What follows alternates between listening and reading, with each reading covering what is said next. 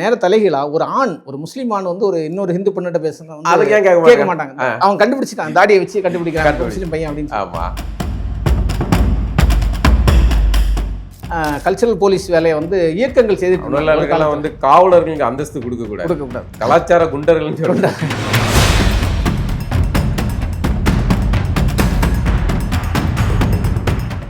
ஏன்னா இவன் தான் பார்க்க மாட்டானே, இவன் தான் திரைப்படத்துக்குள்ள வர மாட்டாங்க. திரைப்படம் பார்க்கறது ஹராம்னு சொல்லப்படுது. ஹராம்னு சொல்லக்கூடிய அப்படி இருக்கா?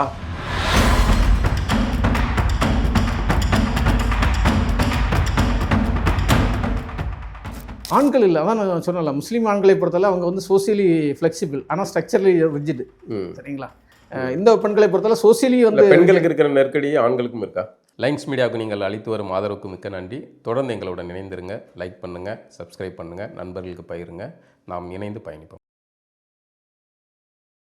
வணக்கம் நண்பர்களே. இன்னைக்கு நம்ம கூட அரசியல் களத்தில் உரையாடுறதுக்காக இணைந்திருப்பவர் எழுத்தாளர் எச். பீர் முகமது அவர்கள். நீண்ட சுவர்களின் வெளியே அப்படிங்கிற ஒரு புத்தகம் வந்து முக்கியமான புத்தகம். குறிப்பாக அடிப்படைவாதம் குறித்த ஒரு புத்தகமாக அந்த புத்தகம் பேசப்பட்டது. நிறைய விஷயங்கள் நம்ம அவர்கிட்ட உரையாட போகிறோம். வாங்க. வணக்கம் பீர் முகமது. வணக்கம். ஆமாம், எச். பீர் முகமது. வேற நிறைய பீர் முகமது இருப்பாங்க. நீங்கள் எழுத்தாளர் எச். பீர் முகமது. மகிழ்ச்சி உங்களை செஞ்சேன். ரொம்ப நாள் ஆச்சு உங்களை பார்த்தது.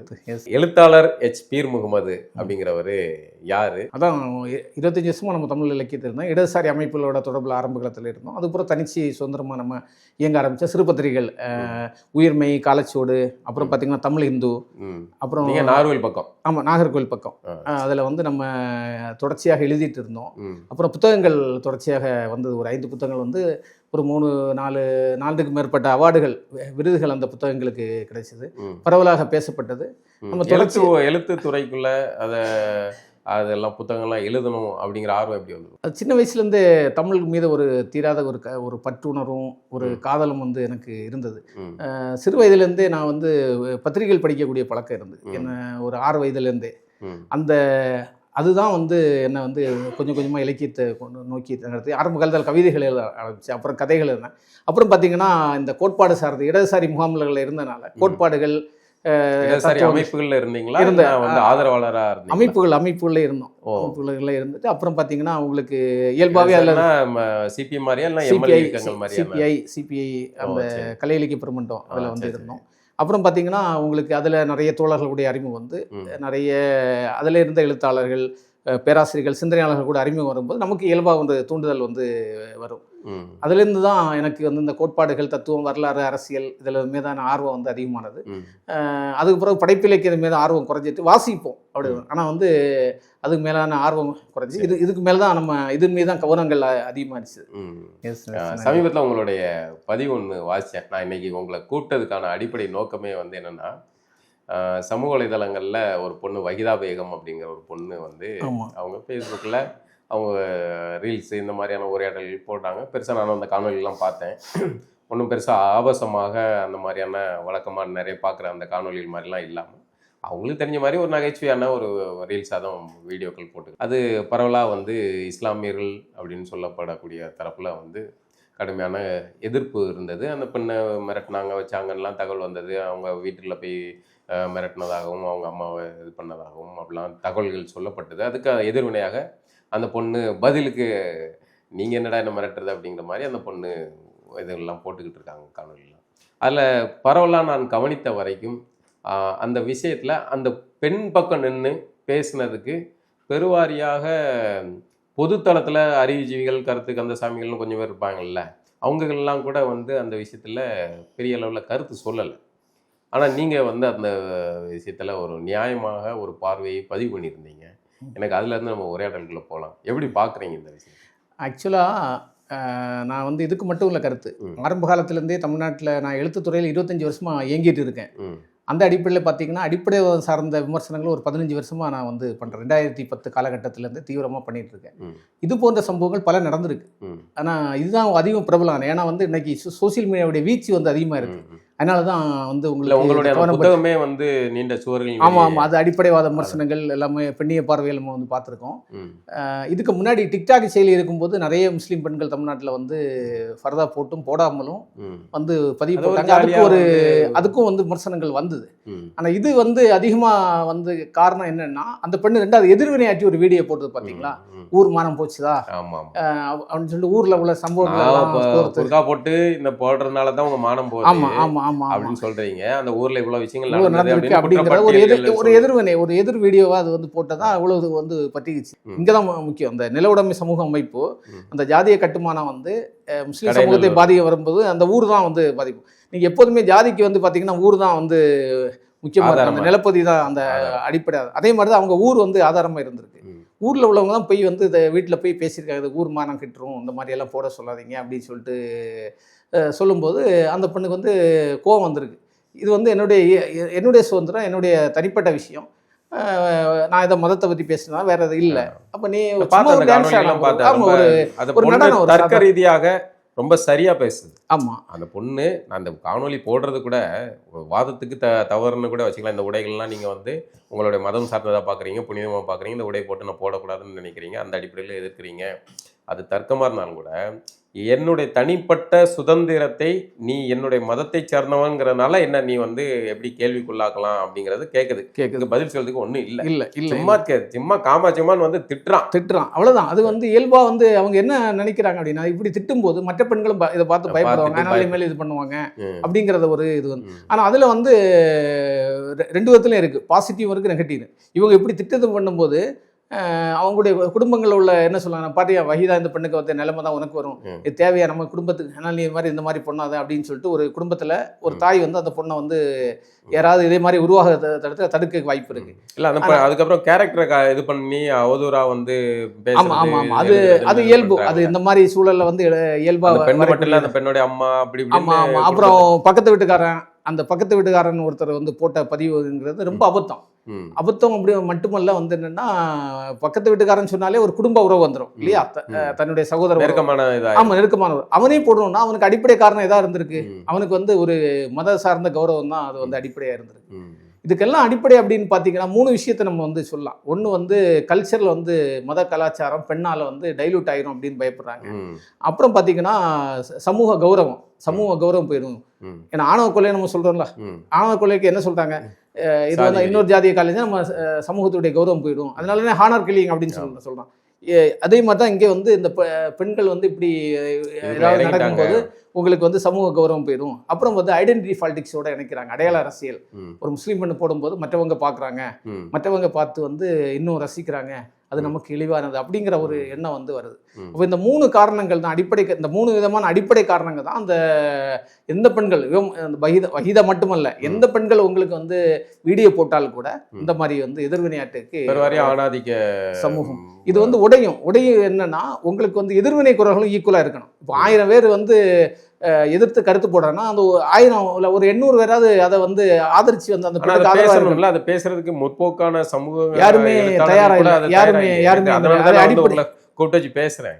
நீங்க மட்டும் தான் அது வந்து அந்த மதத்தை சேர்ந்தவர் ஆகிறது இல்லை. அந்த விஷயத்த வந்து ஒரு எழுத்தாளராக நின்று வந்து இப்படிலாம் அந்த பிள்ளையை எதிர்க்காதீங்க அப்படிங்கிறத குரலை வந்து பதிவு பண்றீங்கல்ல. அது தமிழ்நாட்டில் வந்து இந்த அரபி பேர்களில் எழுதக்கூடிய எழுத்தாளர்கள், அதான் முஸ்லீம் பேர்களில் எழுதக்கூடிய எழுத்தாளர்கள் பெரும்பாலும் பார்த்தீங்கன்னா என்னன்னா, மதத்தை தக்க வச்சு தான் வந்து மேலே வரும், ஒரு எஸ்டாப்ளிஷ் ஆகும், ப்ரொஜெக்ட் ஆகும் அப்படின்னு தான் எதிர்பார்க்குறாங்களே தவிர, மற்றபடி தன் சமூகத்தை கேள்விக்குறியாக்கக்கூடிய படைப்புகளை முன்வைக்கணும்னு யாரும் வர்றது கிடையாது.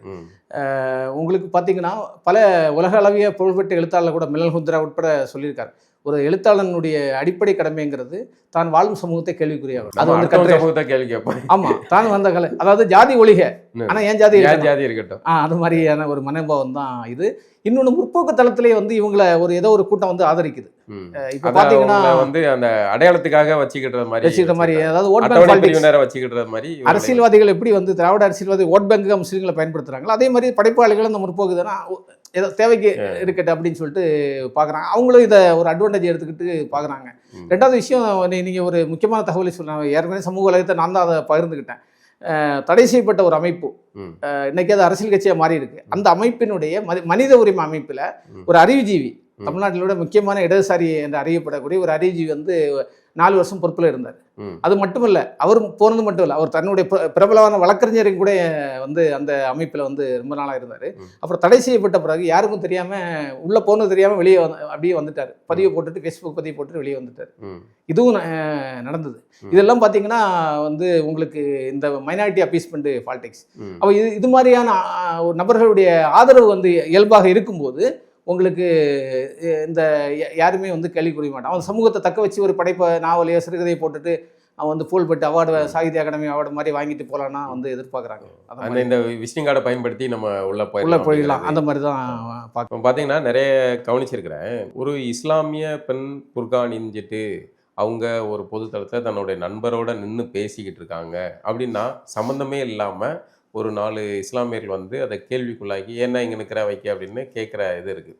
இதை அப்படியே நீங்கள் இப்படி இன்னொரு பக்கம் திருப்பி பாருங்க, ஒரு இந்து பொண்ணோ அல்லது ஒரு கிறிஸ்தவ பொண்ணோ நின்று அவங்க நண்பரோட பேசிக்கிட்டு இருக்காங்க அப்படின்னா ஒரு இந்துங்கிறத நான் ஏற்றுக்கல, இந்துத்துவ அந்த சைவமோ அல்லது அந்த மத வழிபாட்டை கொண்டவர்களோ அவர்கள் வந்து அந்த பெண்ணை வந்து என்னம்மா நீ இங்கே நின்று பேசுகிறேன்னு கேட்க மாட்டாங்க. ஏன் அந்த பையன் கூட நின்று பேசுகிறேன்னு கேட்க மாட்டாங்க. அந்த பையன் அந்த பொண்ணை அடித்தாலோ இந்த பெண்ணுக்கு ஏதோ ஒரு ஆபத்து வந்தாலோ பொதுத்தளத்துலேருந்து கேள்வி கேட்பாங்களே இல்லையா, என் மதத்தை சேர்ந்த பொண்ணு என்ன மாதிரி திருநீர் பூசிருக்கு, குங்குமம் வச்சிருக்கு, அதனால நீ எப்படி ஒரு பையன் கூட நின்று பேசுகிற, ஒரு குல்லா வச்ச பையன் கூட ஏன் நின்று பேசுகிற, இல்லை ஒரு மதத்தை சார்ந்தவங்க கூட ஏன் நின்று பேசுகிறேன்னு எந்த ஒரு இந்து மதத்தை சார்ந்தவனோ கிறிஸ்துவ மதத்தை சார்ந்தவர்களோ கேட்டதாக நான் பார்த்தது இல்லை, பார்க்க மாட்டான்.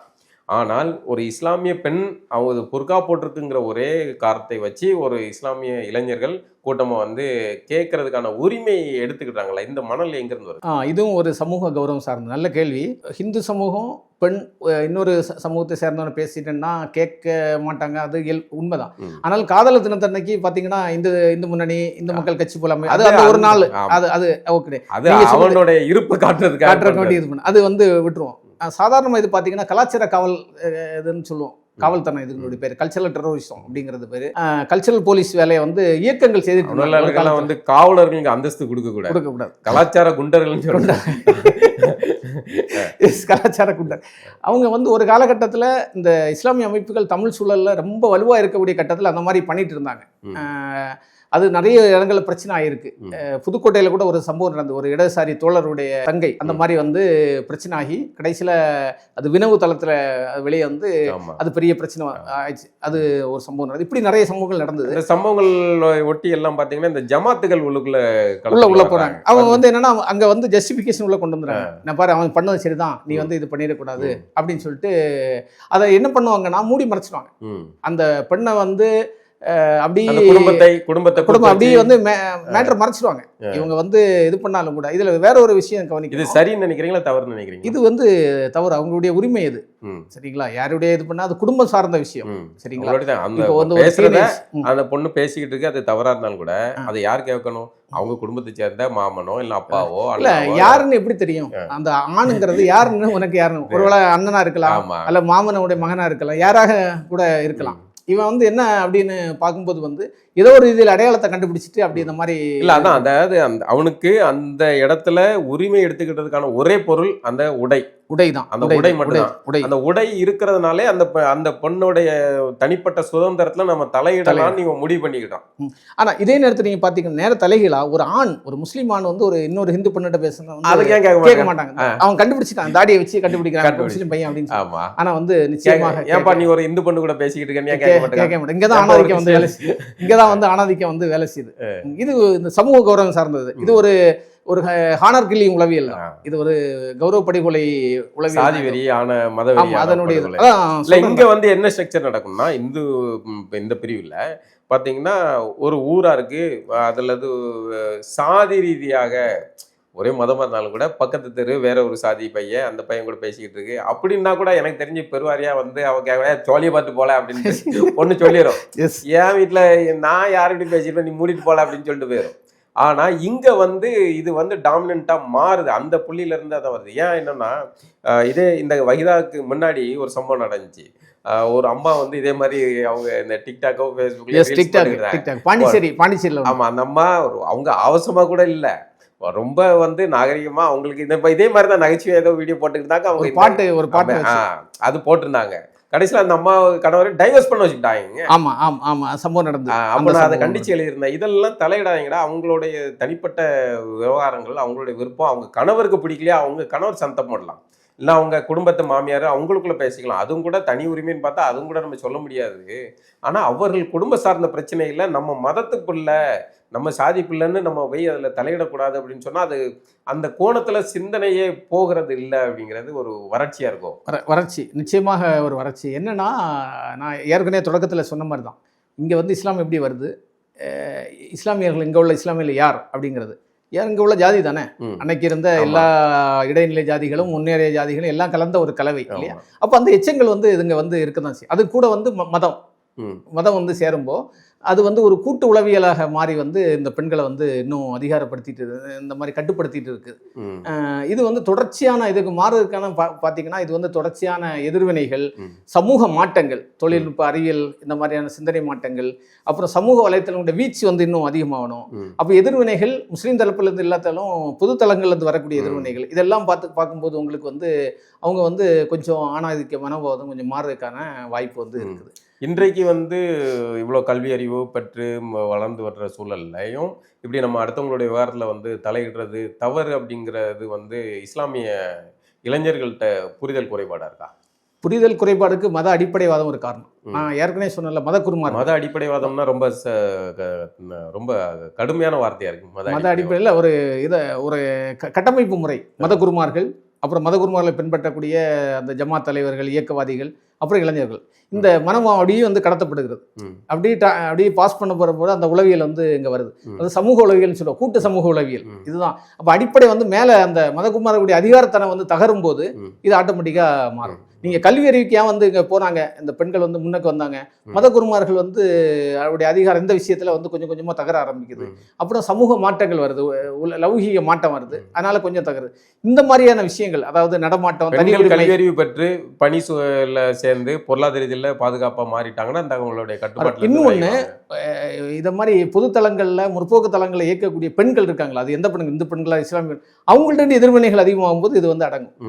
அது வரதில்லை, அவங்களும் அமைதியா இருக்கிறாங்க. ஏன்னா அவங்க வந்து இஸ்லாமியர்கள் பிரச்சனை ஒரு முக்கியமான விஷயம். நான் ஒரு 10 வருஷத்துக்கு முன்னாடி அந்த கட்டுரை வந்து இந்த புத்தகத்திலேயே வந்திருக்கு, என்னுடைய நீண்ட சோர்வழிய ஃபர்தா குறித்து ஒரு ரியலிஸ்டிக்கா ஒரு மிக ஆழமான ஒரு ஆய்வு, மத பிரதிகள் சார்ந்து வரலாறு சார்ந்தும் ஒரு ஆய்வு, இந்திய சமூகத்தை குறித்து அந்த ஆய்வு பண்ணி ஒரு கட்டுரை உயிர்மையில வந்தது.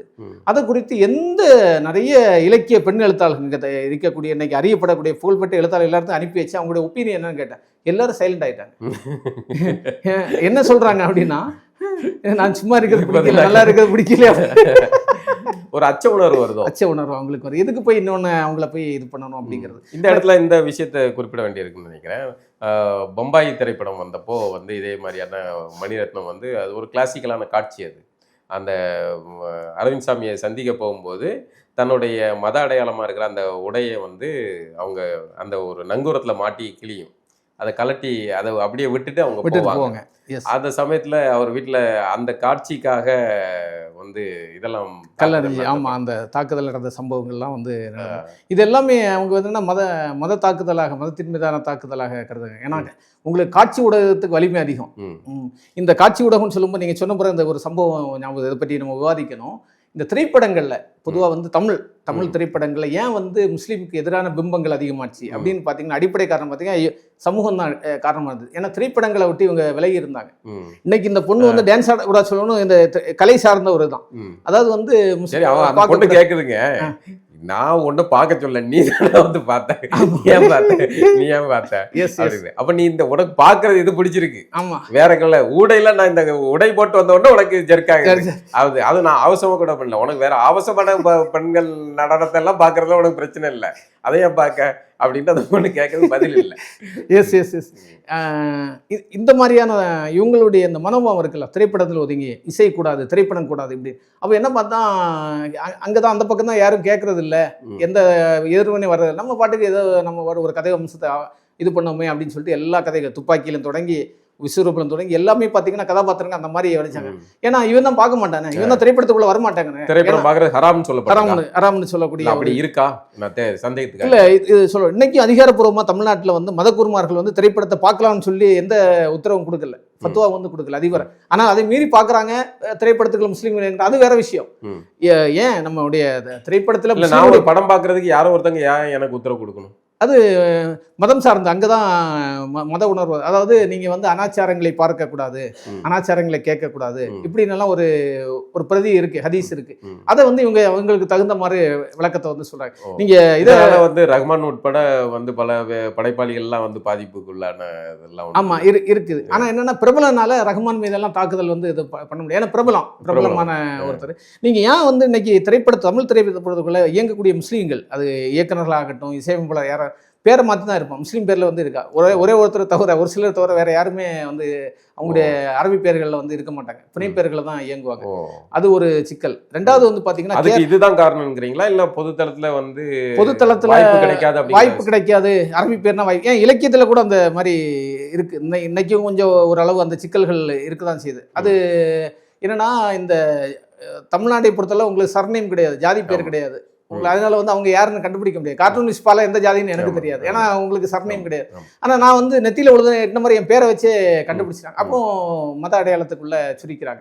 மத அடையாளம் சொல்லும்போது அந்த மதம் சார்ந்த பிம்பங்கள், அவன் என்ன பிம்பங்களை மனசுக்குள்ள கொண்டிருக்கானோ அதெல்லாம் அந்த இதுக்கு வரும்போது இதுதான் ஒரு சிக்கல். இப்போ நான் என்னதான் அடிப்படைவாதத்தை வந்து விமர்சிச்சாலும் கூட சில நேரங்களில் வந்து சில ஜாதி சார்ந்த அபிமானம் கொண்ட படைப்பாளிகளோ அல்லது மத அடிப்படைவாதிகளை தொடர்பு கொண்ட படைப்பாளி என்ன வந்து மதத்துக்குள்ள மதத்தை அடையாளப்படுத்தி வந்து பேசக்கூடிய நிகழ்வுகள்லாம் நடந்திருக்கு. ஆனா நீங்க அந்த மத அடிப்படை அதுக்குள்ள இல்ல. இப்ப நீங்க இஸ்லாம் திரைப்படம் இந்த விஷயங்கள்லாம் சொல்றீங்கல்ல, அவர்கள் வந்து படைப்பாளிகள் வந்து அந்த அடையாளத்தோட இயங்க முடியாத சூழல் இருக்கு. அதுக்கு காரணம் வந்து அந்த மத அடையாளம் வெளியே தெரியும், அது மூலமா வாய்ப்புகள் கிடைக்காது. இல்ல ரெண்டு விஷயத்துலயும் நீ போய் பாரு கூத்தாடி. இப்போ வந்து நம்ம அண்ணன் சொன்னார்ல கூத்தாடிகள் சொல்லக்கூடிய, ஆனா அவருடைய சீடர் தான் ஒருத்தர் இங்க தமிழ் திரையுலகில் இயங்கிட்டு வர்றாரு, தெரியும்ல, நம்ம பருத்தி வீரனத்தை அவருடைய சீடர். ஓகேங்களா? ஆனா நீங்க பாத்தீங்கன்னா உங்களுக்கு வந்து பெரும்பாலும் வந்து பாத்தீங்கன்னா சினிமாக்குள்ள இருந்தாரு பேர்ல தானே இயங்குறாரு. ஆமா, அவரு இயங்குறாரு. அவருக்கு வந்து உங்களுக்கு சப்போர்ட் இருக்கு, அவருக்கு வந்து ஆதரவு ஒரு தளத்தை வந்து உருவாக்கி வச்சிருக்காங்க. ஆனா மற்றவங்களுக்கு இந்த வாய்ப்பு கிடைக்கிறதில்ல, அதனால பேரை மாத்தி வந்து இயங்குறாங்க.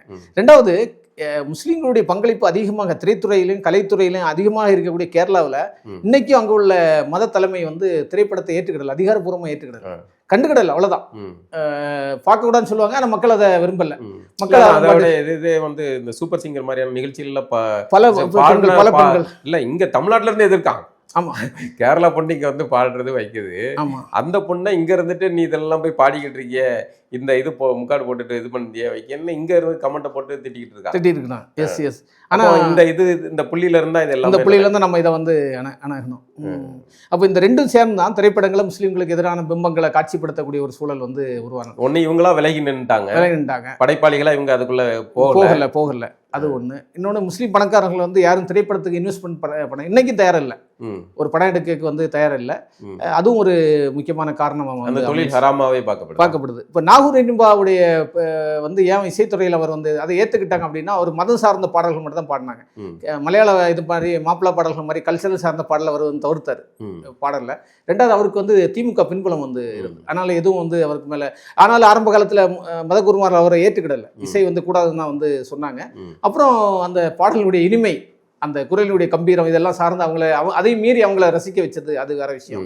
இன்னைக்கு வந்து என்னன்னா, அடுத்த கட்டத்துக்கு இஸ்லாமிய இசைகள் வந்து நகரம். இன்னைக்கு பெண்கள் வந்துட்டாங்க பாடுக்கு, ஒரு சில பெண்கள்லாம் களத்துல நிக்கிறாங்க. பட் என்னன்னா, அவங்க கால மாற்றத்துல அதை வந்து தடுக்க முடியாத சூழல், ஆனாலும் வந்து தடுக்கிறதுக்கான வேலையிலையும் வந்து பண்ணிட்டு இருக்காங்க. பட் என்னன்னா, உங்களுக்கு இன்னும் கல்ச்சரல் சார்ந்த சாங் நாகூரினுடைய நகலாக தான் இன்னைக்கு வந்துட்டு இருக்கு. ஆனா அது கல்ச்சரல் சார்ந்த சாங்ஸ், கலாச்சார பாடல்களாக கேரளாவில் மாப்பிள்ளை பாடல்களுக்கு வந்து அது வந்து இங்க உருவாச்சுன்னா அது இன்னொரு தளத்துல வந்து தாகும். அப்போ அதை பார்த்து இன்னும் நிறைய பெண்கள் வந்து வருவாங்க. வரும்போது அவங்க இயல்பா வந்து உடை போடாமல வரும்போது உங்களுக்கு ஒண்ணுமே எதுவுமே அவங்கள வந்து விமர்சிக்க முடியாது. இதுவும் ஒரு காலமாற்றத்துக்கான அறிகுறியா வந்து அது வந்து இருக்கும். இதில் பெண்களுக்கு இந்த மாதிரியான உடை இருக்கிற மாதிரி ஆண்களுக்கு எதுவும் உடைகள் வந்து வைக்க? ஆண்கள் இல்லை, அதான் நான் சொன்னல, முஸ்லீம் ஆண்களை பொறுத்தவரை அவங்க வந்து சோசியலி ஃப்ளெக்சிபிள், ஆனால் ஸ்ட்ரக்சரலி ரிஜிட். சரிங்களா? இந்த பெண்களை பொறுத்தவரை சோசியலி வந்து பெண்களுக்கு இருக்கிற நெருக்கடி ஆண்களுக்கும் இருக்கா? ஆண்களுக்கு வந்து ஆண்களுக்கு இல்லை. ஆனா மத ரீதியாக போகும்போது ஏதாவது அவங்க இஷ்யூ அப்படின்னு ஒரு ஒரு பிரச்சனை போகும்போது இருக்கும், அவங்க வந்து அந்த நெருக்கடியை வந்து சந்திப்பாங்க. ஆனா பெண்களுக்கு இருக்க மாதிரியான இல்லை, அவன் தப்பிடும், ஆணுங்கிற அடையாளம் வந்து அவனை வந்து காப்பாத்திடும். நம்ம இன்னைக்கு பல தர்காக்களுக்கு போறது, இப்ப அதை சுத்தி பாக்குறதுக்கோ இல்ல வழிபாட்டுக்கு போறதுக்கோ பாத்தீங்கன்னா எல்லா மதத்தை சார்ந்தவர்களும் போறாங்க. பெருவாரியா இந்துக்கள் அதிகமா போவாங்க. மசூதிகள்ல போய் நின்று ஓதுறது, அந்த குழந்தைகளுக்கு தண்ணீர் எரிஞ்சு வாங்குறது, அதெல்லாமே வந்து எந்த மத பாகுபாடு இல்லாம இல்ல, அது அவங்க அந்த மாதிரியான ஒரு டிசைனை வந்து உருவாக்குனாங்க சூஃபிகள். அதான் பாரம்பரியமாக தொடங்குது. இதை வந்து தகர்க்குது. உங்களுக்கு வந்து புத்தாண்டு வாழ்த்து சொல்லக்கூடாது, தூய்மையான இஸ்லாம் அவங்க முன் வைக்கக்கூடியது. தீபாவளி வாழ்த்து சொல்லக்கூடாது, தீபாவளி வாழ்த்து சொல்லுறது. அதை தாண்டி அவங்க தரக்கூடிய பண்டங்களை சாப்பிடக்கூடாது, சாப்பிடலாமா இல்லை, அது ஒரு விவாதம் போயிட்டு இருக்கு. இப்படி வந்து நீங்க கல்விகளை சமூகத்தை தனிமைப்படுத்தக்கூடிய ஒரு இது. அப்புறம் பெண்கள் சார்ந்த இறக்கம், பெண்கள் வந்து கல்விக்கு போகலாம், கல்வி நிலையம் போய் ஆனா வந்து அதுக்கு வந்து ஒரு ரெஸ்ட்ரிக்ஷன், அவங்க ஒரு வளையம் வச்சிருக்காங்க, அதுக்குள்ளதான் நிக்கணும். இந்த மாதிரியான கட்டுப்பாடுகளை அதிகமாக இந்த இயக்கங்கள், வஹாபிசம் சார்ந்த இயக்கங்கள் வந்து, பேரு நான் சொல்ல விரும்பல, ஏன்னா பேரு எல்லாருக்கும் தெரிஞ்சதுதான். இல்ல அதெல்லாம் வந்து ஏற்றுக்கொள்ளக்கூடியது இல்ல அப்படின்னு. இல்ல அதுதான் வந்து உலக அளவில் அறிவுஜீவிகளால், அறிவுஜீவிகள் முஸ்லீம் அறிவுஜீவிகளும் சரி, அல்ல பொது அறிவுஜீவிகள் இடதுசாரிகள் வந்து உலகத்தில் யாராவது வஹாபிசத்தை வந்து கிரிட்டிசைஸ் பண்ணக்கூடிய ஒரு இது வந்து சூழல் தான். ஏன்னா அதனால தான் சவுதி அரேபியாவில் சல்மான், ஏன்னா அதனுடைய பிறப்பிடம் வந்து இந்த இருக்கக்கூடிய சல்மான் மன்னருடைய மூதாதையர் தான். அவன் சொல்லிட்டான், பிபிசி பேட்டியில் வந்து சொன்னான், என்னுடைய மூதாதையர் செய்த தவறு வஹாபிசன்னு சொல்லிட்டு இன்னைக்கு ஃபண்டை போய் நிறுத்திட்டாப்புல. அவங்க நிறுத்திட்டாங்க, இங்கே விடலையா? இங்க வந்து நடந்துட்டு இருக்கு இங்க. ஏன்னா முடியாதில்ல, அது ஒரு ஏதோ ஒரு கட்டத்தில் வளர்ந்துட்டாங்க. அதனால வந்து அவங்க அதை புலிவாலை பிடிச்சிட்டாங்க, அதனால போட்டும் அப்படின்னு சொல்லிட்டு அவங்க வந்து இருக்கிறாங்க. தமிழ் சினிமாவில் இஸ்லாமியர்கள் குறித்து காட்டப்படுறது அல்ல இந்திய சினிமாக்கள்ல காட்டப்படுறதுக்கான காரணிகளா நீங்க இதை தான் சொல்றீங்க. விலகி நிற்கிறது, இன்னொன்னு சூழல் அந்த மாதிரி அவர்கள். இப்போ கூட சிறைப்படத்தில் அதை உடைச்சிருக்கான், கொஞ்சம் ஓரளவு வந்து உடைச்சிருக்கான். ஆனால் இதை மாதிரி நிறைய உடைவுகளை வந்து ஏற்படுது. ரெண்டாவது பங்களிப்பு அதிகமான இந்த பக்கம் வரணும், கேரளா மாதிரி நீங்கள் வரணும். கேரளாவில் எவ்வளோ முஸ்லீம் வாழ்க்கை சார்ந்த எவ்வளோ படங்கள் வந்து வந்திருக்கு, தமிழ்ல எல்லாம் மொழிபெயர்த்தல வந்து. அது மாதிரி இங்கே வந்து உருவாக என்ன ஆகும்னா உங்களுக்கு வந்து இது வந்து சூழல் மாறும். இன்னொன்று முக்கியமாக வந்து கேரளா, நான் மாப்பிள்ளை பாடல்கள் சொன்னேன் பார்த்தீங்களா, அந்த மாப்பிள்ளை பாடல்கள்லாம் என்ன திரைப்பட பாடலாக வந்து மாறி இருக்கு நிறைய. அது எவ்வளோ பெரிய மாற்றம் அது. இதெல்லாம் வந்து உருவாகும் போது உங்களுக்கு இதாக இருக்கும். இன்னொன்று, முஸ்லீம் பெண்கள் சந்திக்கக்கூடிய பிரச்சனைகளை சார்ந்து கூட அங்கே படம் எடுக்கிறாங்க தெரியுமா. அது ஒரு காலத்தில் எதிர்ப்பு இருந்தது, ஒரு காலகட்டத்தில். அதாவது சொன்னோட ஞாபகம் வருது, நிலம்பூர் ஆயிஷான்னு சொல்லிட்டு ஒரு நடிகர் இருந்தாங்க 1960களில். அவங்க வந்து நாடக நடிகை நிலம்பூர் ஆயிஷா. அவங்க வந்து என்னன்னா ஸ்டேஜில் நிற்கக்கூடிய 1960கள் நினைக்கிறேன், ஸ்டேஜில் நிற்கும்போது வந்து துப்பாக்கி சூடு நடத்தப்பட்டது. ஒரு கடன் எடுத்தல் தப்புனாங்க கொஞ்சம். அவங்க வந்து அந்த விலகலைன்னா இறந்துருப்பாங்க அளவோடு. இந்த மாதிரியெல்லாம் சம்பவங்கள் நடந்து கேரளாவில் தான். இன்னைக்கு வந்து சூழல் வந்து அங்கே மாறிட்டு, அது இடதுசாரிகளும் ஒரு காரணம், நம்ம வந்து அது வந்து மறுப்பதற்கு. இங்கே வந்து அங்கேயும் ஓட் பேங்க் பாலிடிக்ஸ் இருக்கு, ஆனால் இங்கே வந்து அதிகமாக இருக்கு. திராவிட அரசியல் அதிகமான பாலிடிக்ஸ் அவங்க விஷயத்தில் நம்ம தலையிட அப்பீஸ்மெண்ட், மைனாரிட்டி அப்பீஸ்மெண்ட் பாலிடிக்ஸ். அதனால வந்து என்னன்னா, யாராவது மைனாரிட்டி உங்களுக்கு இந்த மாதிரி சீர்திருத்த கருத்துக்களை ஏதாவது பேசினால அப்புறம் அது வேற விதமான அவங்க வந்து ஒரு லாபி வேலை செய்யும், இந்த மாதிரிலாம் இருக்குது. இப்போ இந்த திருப்பரங்குன்ற விஷயம் அதெல்லாம் எப்படி பார்க்குறீங்க? திருப்பரங்குன்றம் வந்து ஒரு அயோத்தியை தான் நான் வந்துக்கிறேன், பிஜேபியுடைய ஒரு குறியீடு. அது காலங்காலமாக யாருமே இஸ்லாமியர்கள் யாருமே எதிர்த்த மாதிரி நான் தெரியல. இல்லை இஸ்லாமியர்கள் யாரும் அங்கே வழிபாடு பண்ணுறத, அங்கே விளக்கேற்றுறதை யாரும் எதிர்க்கிறாங்களா? அப்படி இல்லை. திராவிட அரசு அதை வந்து எதிர்க்கிற மாதிரி ஒரு தோட்டத்தை உருவாக்குது. இஸ்லாமியர்கள் மீது அதை பழி போடுற மாதிரி தானே போகுது. ஆமாம், நான் சமீபத்தில் நீயா நான் பார்த்தேன், 2 வாரத்துக்கு முந்தைய நீயானால இஸ்லாமியர்கள் இந்து கோயில்களுடைய பண்டிகைகளுக்கு சீர்வரிசை கொண்டு போறதும் அப்படின்னு அந்த பண்டிகைகளோட சேர்ந்து பங்களிப்பு செய்யறாங்க. இதெல்லாம் இயல்பா நடந்து, ரொம்ப இயல்பா நடந்துக்கிட்டு. அதே மாதிரி இந்துக்கள் வந்து கிறிஸ்தவர்கள் பரஸ்பரம் எல்லாருமே இயல்பாக சேர்ந்து வாழ்றாங்க. ஏன்னா இங்க இருக்கிற அண்ணன் தம்பி தான், அங்க மாறினா இவனோட ஒரே தாய் பிள்ளைகளுடைய மக்கள் தான். அண்ணன் வந்து இஸ்லாத்தை தள்ளியிருக்கான், தம்பி வந்து கிறிஸ்தவத்தை தள்ளியிருக்கான், இன்னொரு தம்பி இந்துவாவே இருந்திருக்கான். அப்போ அவனுடைய உறவுகள் மாறாது, அந்த பழக்க வழக்கங்கள் இருந்துகிட்டு தானே இருக்கும். அப்போ அந்த நெருக்கம் வந்து தமிழ்நாட்டை பொறுத்த வரைக்கும் இருக்கு. அதனால நீங்க பாத்தீங்கன்னா மத கலவரங்களுக்கான வாய்ப்பு இல்லை. அதனால பாபர் மசூதி இடிக்கும் போது பாத்தீங்கன்னா வட இந்தியா ஃபுல்லா கலவரம் நடந்தது, இந்தியாவே கலவரம் கிடையாது. ஆனா தமிழ்நாட்டிலேயோ கேரளாவில அந்த பாதிப்பு வந்து உருவாகல. ஒரு சில சம்பவங்கள் நடந்து, மற்றபடி எதுவுமே இல்லை. என்னன்னா இந்த உறவு தான் தமிழ் சமூகத்துடைய இயல்பான உறவு. இப்போ நான் அதை கேட்குற வந்த கேள்வின்னா, அங்கே ஒரு கோவிலில் அந்த இது தீபத்தூண் ஏற்றுறதுனால அது இஸ்லாமியர்களுக்கு எதுவும் பாதிப்பா? அது இஸ்லாமியருக்கு பாதிப்பு இல்லை. பட் என்னன்னா அது ஒரு அரசியல் தான், இதுக்குள்ள அரசியல் இந்துத்துவம் அரசியல் பண்ணுது. ஒரு அயோத்தியை மாதிரி இங்க கொண்டு வந்துடலாம். இப்ப அயோத்தியை எப்படி உருவாக்குனாங்க? அங்க ஒரு காங்கிரஸ் அங்க ஒரு பண்ண சேட்டைனால தான் பண்ணது. ஏன்னா இப்ப திமுக அப்படியான ஒரு சேட்டையை தானே இங்க பண்ணுது. இப்போ அவங்க வந்து அந்த தூண் அது இயல்பாக ஒரு வழிபாடு நடந்த போத தடுத்து அதை ஆரம்பிச்சு வச்சு இந்துத்துவத்துக்கு வந்து தீனிப்பட்டதே திமுகவுடைய போலீஸ் தானே, திமுகவுடைய அரசு தானே. ஆமாம், திமுக அரசு.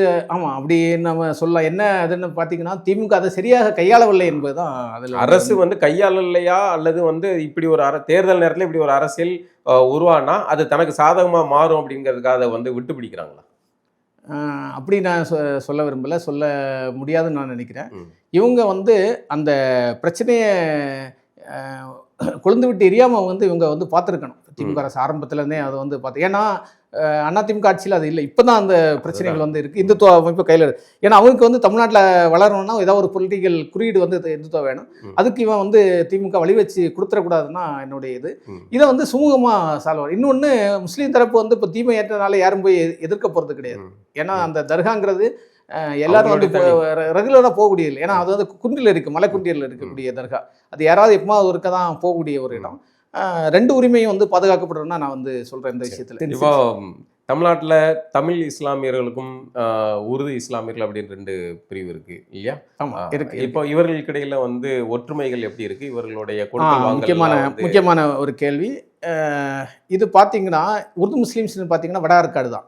அதாவது இன்னைக்கு இருக்கக்கூடிய ஒருங்கிணைந்த வேலூர் மாவட்டம், வேலூர், திருப்பத்தூர், ராணிப்பேட்டை, அப்புறம் திருவண்ணாமலை. இதுதான் அடிப்படையான வட ஆற்காடு மாவட்டம், அண்டைய வட ஆற்காடு மாவட்டம். இது ஆற்காடு நவாபுடைய வாரிசில். ஆற்காடு நவாப் வந்த பிறகு தான் இங்கே வந்து தமிழ்நாட்டில் உருது முஸ்லீம்ஸ் உருவாகிறாங்க.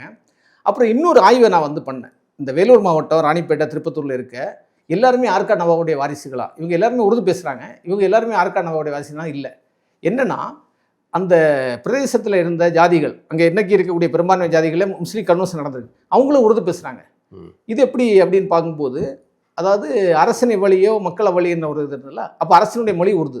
அப்போ நம்மளும் உருது கற்றுக்கிறது, உருது கன்வர்ஷன். உருது ஆட்சி அதிக ஆட்சி எது நமக்கு இன்னைக்கு ஆங்கிலம் படித்தா வேலை கிடைக்குன்னா ஆங்கிலம் கற்றுக்கணும். எஸ், ஆங்கிலேயர்கள் ஆண்டாங்க, அப்போ ஆங்கிலம் தான் இங்கே இதாக இருக்குது அப்படிங்கும்போது அதை நோக்கி நாங்கள். அப்போ தமிழ் பேசக்கூடிய இந்துக்களும் இந்த ஜாதியினரும் முஸ்லீம் கன்வெர்ட் ஆகி அவங்களும் என்ன பண்ண, அந்த பிரதேசத்துடைய மொழி உருதாக இருந்திருக்கு, ஒன்று உருது கற்றுக்கிட்டு. அதெல்லாம் நீங்கள் நல்லா பார்த்தீங்கன்னா இந்த வட ஆற்காடு மாவட்டத்துடைய சில பகுதிகளில் வந்து பார்த்தீங்கன்னா ஆற்காடு நவாபுடைய வாரிசு அப்படின்னு சொல்லும்போது அவங்களுக்கு தமிழ் பேச வராது ஒழுங்கா.